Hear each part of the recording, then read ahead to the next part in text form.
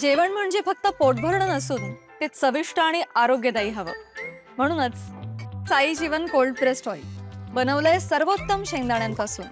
ना केमिकल्स ना उष्णता, झिरो कोलेस्ट्रॉल आणि ट्रान्सफॅट फ्री. प्रत्येक थेंबात शुद्धता, चव आणि आरोग्य. म्हणजेच तुमच्या हृदयासाठी आणि कुटुंबाच्या आरोग्यासाठी उत्तम. आजच साई जीवन निवडा, कारण आरोग्याला शॉर्टकट नसतो.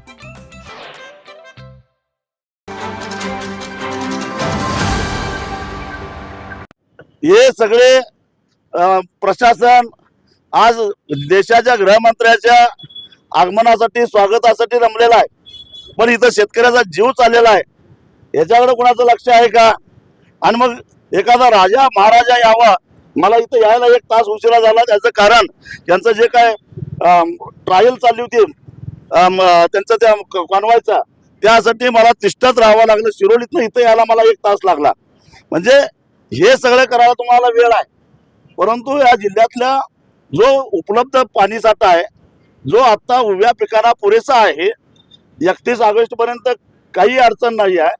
असं असताना त्याचं नियोजन करण्याऐवजी केवळ देशाचा गृहमंत्री यायला लागलाय आणि आम्ही त्याच्या स्वागतामध्ये कामात आहोत, असा आव आणून शेतकऱ्यांना पाण्यासाठी वणवण फिरायला ठेवणं हे योग्य नाही.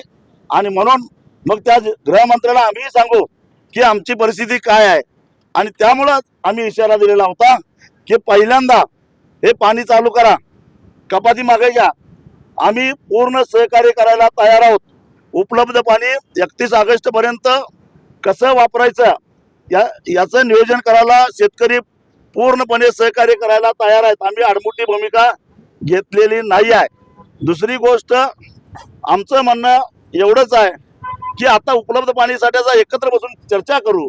शेतकऱ्यांना आवाहन करून नवीन ऊसाची लागण करू नका, भरपाई करू नका, नवीन पिकं घेऊ नका, आहे ती जगूया, असं आवाहन शेतकऱ्याला केलं असतं तर शेतकऱ्यांना नक्कीच सहकार्य केलं असतं.